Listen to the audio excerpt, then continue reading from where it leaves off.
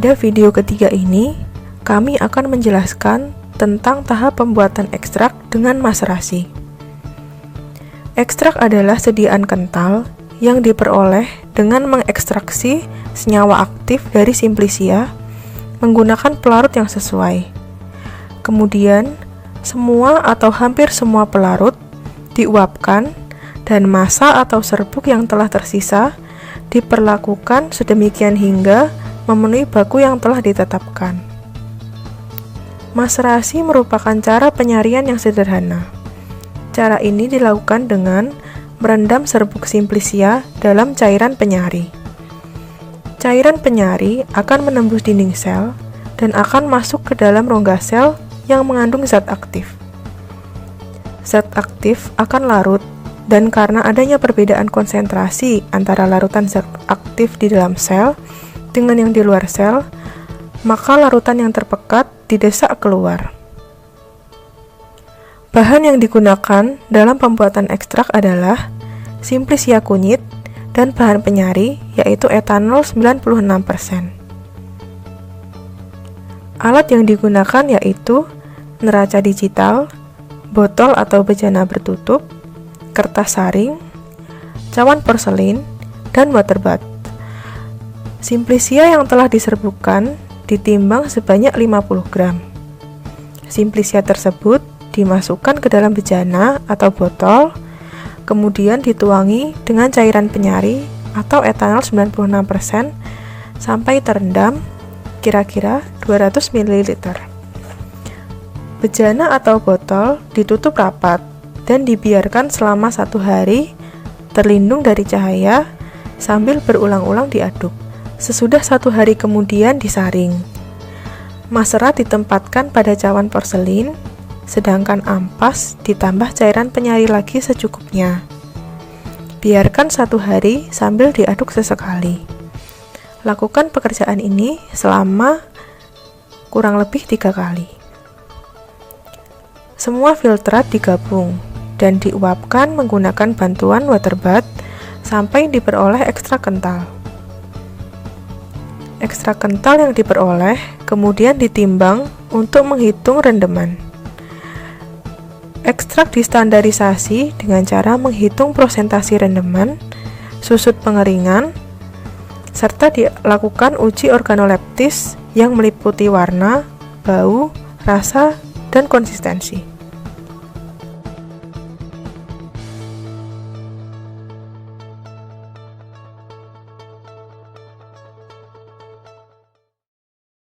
Filtrasi dengan menggunakan mesin vakum. Nah, ini adalah contoh dari mesin vakum.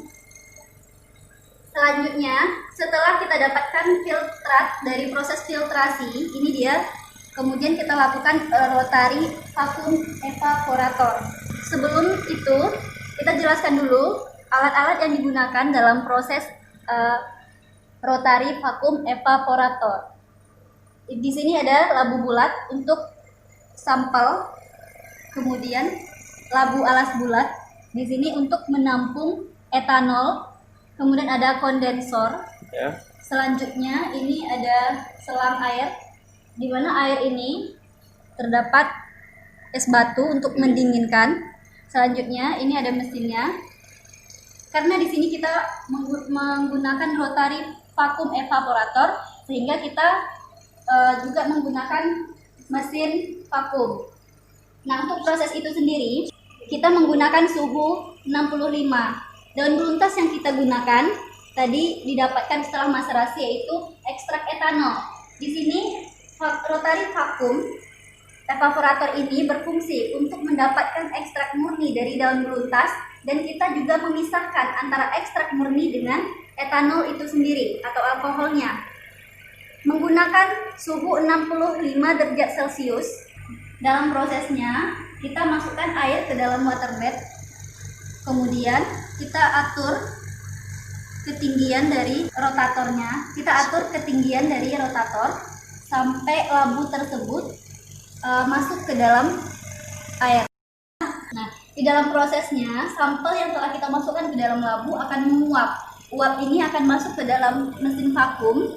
Nah, ini akan mengalir ke sini uapnya. Ini fungsi dari air es yang ada selangit ini berfungsi untuk merubah bentuk uap tadi menjadi cairan yang akan masuk ke dalam labu bulat. Ini dia bentuknya. Oke. Sehingga nanti kita dapatkan ekstrak murni dari daun beluntas. Dan kemudian proses ini akan diberhentikan ketika ekstrak ini didapatkan sebanyak 10 ml. Sehingga kita mendapatkan ekstrak murni dari daun beluntas dan akan diolah menjadi berbagai produk fluid, misalnya deodoran spray.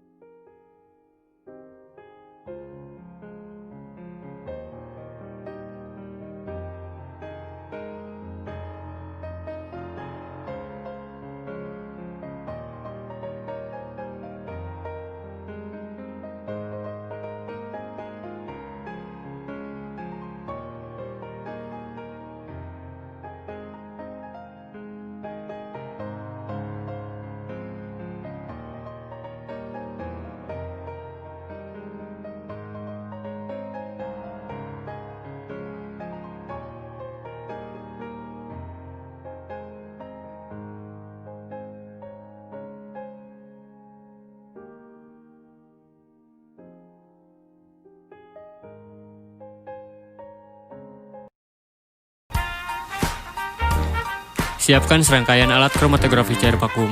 Masukkan kapas ke dalam tabung kolom sebagai penyangga agar silika tidak ikut terbawa. Timbang ekstrak kental yang akan digunakan dan gerus bersama silikal gel dengan perbandingan 1:1. Siapkan pelarut bergradien N-heksan berbanding etil asetat dengan perbandingan 10:0, 9:1, 8:2, 7:3, 6:4, 5:5, 4:6, 3:7, 2:8, 1:9, 0:10. Isi tabung kolom dengan cara kering. Kemudian masukkan pase diam ke dalam tabung kolom. Tuang pase gerak secara perlahan ke dalam tabung kolom sampai semua pase diam terbasahi. Perhatikan gelembung udara jangan sampai terbentuk. Masukkan ekstrak yang telah digerus di atas tabung kolom. Masukkan pelarut bergradien satu persatu ke dalam tabung kolom. Alirkan pase gerak dengan cara membuka keran di bagian bawah tabung kolom. Dan terakhir, tampung cairan yang keluar.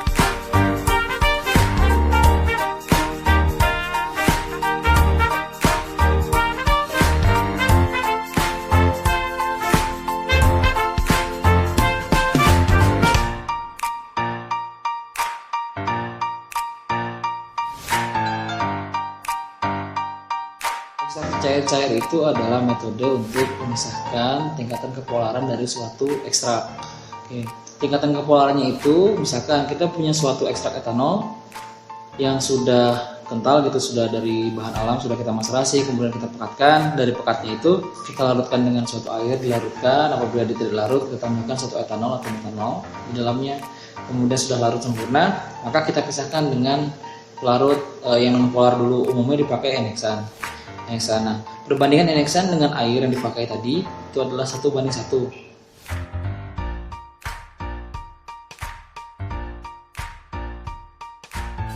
Pemantauan dengan KLT itu difungsikan untuk melihat apakah hasil ECC yang kita lakukan itu sempurna atau tidak, atau masih adakah ekstrak etil asetat yang masuk ke dalam heksan, ataukah senyawa yang semipolar masuk ke dalam senyawa yang polar. Jadi seperti itu. Jadi kita harus melihat apakah betul pengerjaan kita, maka kita harus menganalisanya dengan metode KLT tadi, kromatografi lapis tipis. Dari situ kita lihat nanti ada pola noda yang terbentuk. Dari pola noda tersebut kita bisa ambil kesimpulan apakah hasil ekstraksi cair-cair tadi itu baik atau tidak.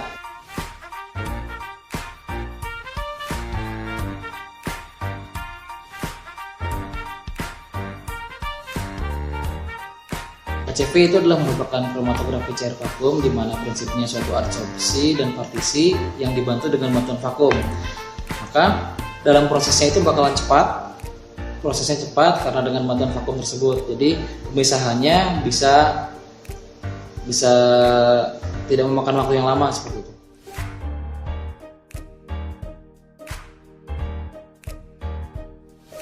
Larut bergradien itu dimaksudkan agar senyawa yang dipisahkan berdasarkan tingkatan kepolarannya itu terpisah secara baik. Oke. Dari bergradien itu kita lihat dia bergradiennya berapa persen. Misalkan yang umum digunakan adalah bergradien 10%. Terlihat bahwa suatu sampel, misalkan kita ambil ekstrak ECC tadi yang fase heksan misalkan, atau fase etil asetat, kita ambil etil asetat saja ya. Etil asetat tadi kita keringkan, kemudian kita gabungkan dengan suatu silika impreg, kemudian dimasukkan ke dalam kolom yang sudah terpacking KCV, maksudnya sudah terpacking dengan silika KCV, silika Gibbs G60. Kemudian di atasnya kita masukkan sampel yang sudah diimpreg tadi dengan silika ukuran mesh yang paling besar. Kita masukkan di situ. Nah, yang dimaksud dengan gradien itu adalah kita menurunkan kepolaran atau kita menurunkan senyawa berdasarkan tingkatan kepolaran yang paling rendah terlebih dahulu, yaitu kita pakai N-heksan 100%. Nah, untuk seperti itu kita harus tahu berapa volume yang dipakai. Nah, maka kita harus menghitung suatu volumenya berapa berdasarkan dari rumus volume. Kita hitung dari tinggi kolom, dari bawah sampai atas silika, kemudian kita hitung diameternya berapa. Diameter kita ambil jari-jarinya, dikuadratkan, kemudian dikalikan dengan rumus volume tadi, yaitu V sama dengan volume dikalikan tinggi kali V kali dengan jari-jari.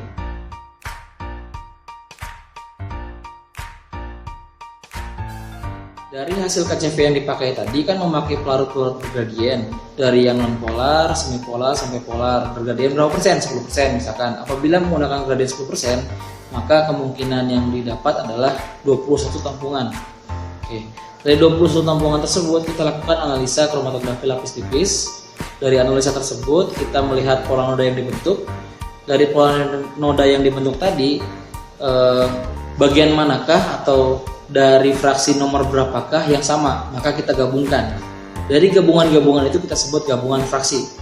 Gabungan fraksi tersebut sudah itu kita gabung, kemudian kita evaporasi. Nah, didapatlah gabungan-gabungan fraksi dari hasil KCV. Maka akan selanjutnya kita gunakan sebagai acuan untuk mengejar senyawa target atau aktivitas yang lebih baik dari suatu ekstrak tanaman tersebut.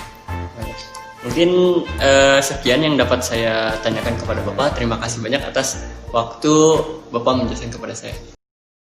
KLT adalah suatu teknik kromatografi lapis tipis yang digunakan untuk memisahkan campuran yang tidak volatil. Di sini tujuan untuk melakukan KLT yaitu untuk mengidentifikasi suatu senyawa yang terdapat pada suatu sampel, di mana sampel yang digunakan di sini adalah ekstrak, di mana sampel yang digunakan itu hasil dari metode ekstrak menggunakan proses maserasi, ekstrak menggunakan proses perkolasi atau soklet atau reflux. Di sini saya akan melakukan percobaan dengan menggunakan ekstrak kental dari maserasi, di mana setelah melalui proses ekstrak maserasi kemudian menjadi ekstraksi kental, kemudian melalui lagi proses itu ekstrak cair-cair sehingga didapatkan ekstrak N-butanol, ether, dan metanol, di mana metanol adalah pelarut semipolar, ether adalah pelarut nonpolar, dan N-butanol adalah pelarut polar. Ya, di sini akan kita bisa lihat bahannya, yaitu ini adalah kloroform campur metanol dan H2O, yaitu perbandingannya adalah 16 banding 6 dan banding 1. Kemudian untuk yang kedua itu adalah etil asetat campur etanol dan H2O. Perbandingannya itu ada 10 banding 2 banding 1. Yang ketiga yaitu benzen dan etil asetat, yaitu perbandingannya 8 banding 2. Kemudian yang keempat yaitu heksan dan etil asetat, sama perbandingannya 8 banding 2. Alat yang digunakan itu adalah lempeng KLT, di mana terdapat 3 bagian. Ada bagian batas atas dan batas bawah, dan ada bagian tengah. Yang akan ditotal pada lempeng ini adalah bagian batas bawah pada ini, menggunakan pipa kapiler.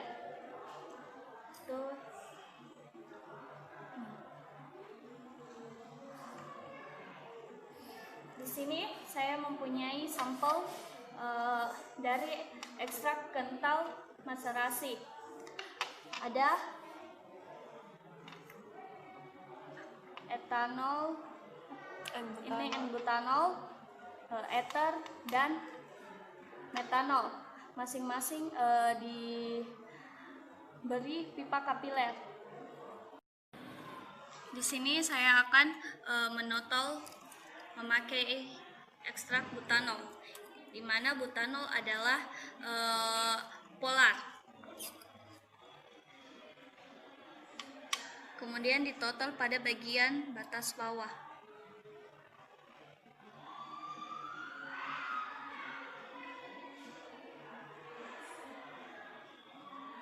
Setelah semuanya ditotal, usahakan tidak mengenai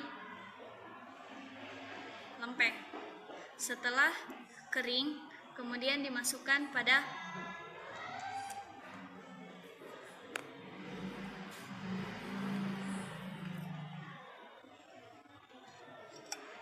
dilakukan itu secara bersamaan. Ya, setelah eluen naik ke atas, maka lempeng dikeluarkan dan diamati pada sinar UV, di mana hasilnya akan seperti ini. Ini adalah batas untuk pengukuran KLT.